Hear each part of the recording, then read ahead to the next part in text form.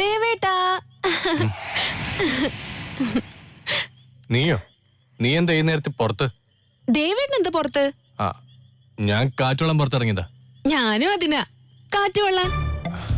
നിനക്കൊക്കെ കാറ്റ് കൊള്ളാൻ അകത്ത് നല്ല ഒന്നാന്തരം ഫാൻ വാങ്ങിച്ച് പിടിപ്പിച്ചിട്ടുണ്ട്.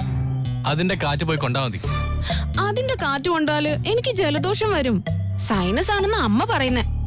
അതിനുള്ള ഒറ്റമൂലി ചികിത്സക്ക് ഞങ്ങൾ പോകുന്നുണ്ട്.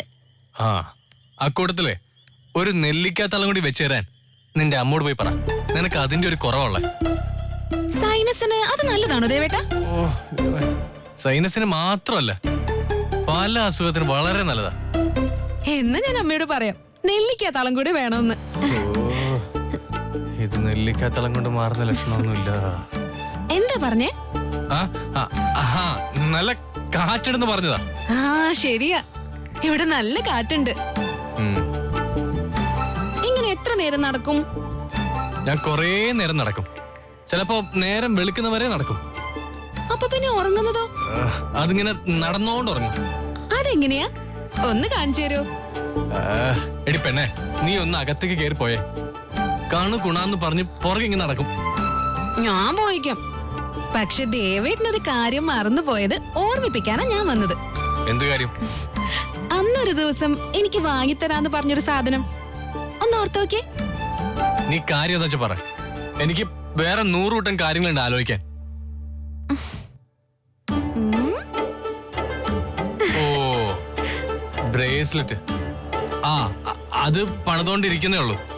അന്ന് ചോദിച്ചപ്പോഴും ഇത് തന്നെയാ പറഞ്ഞ്, പണിതോണ്ടിരിക്കാന്ന്. ഞാൻ കൊണ്ടുവന്ന് തരാ. അതിന് ഇവിടെ കിടന്ന് ഇങ്ങനെ ചിണുങ്ങണ്ട. നീ അതേ കയറിപ്പോ. ദേവേട്ടൻ വരുന്നില്ലേ?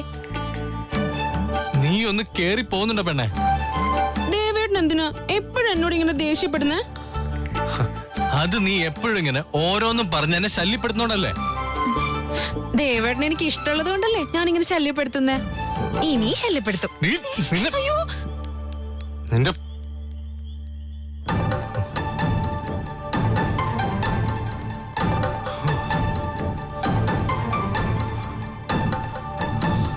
ഇവളൊക്കെ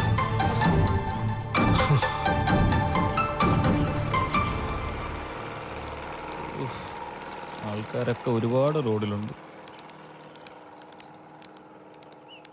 അയ്യോ ബാഹുബലി ഷിബു, എന്തിനോടെ നോക്കുന്നത്? ഒളിച്ചു വെച്ചോണ്ട് പോകും.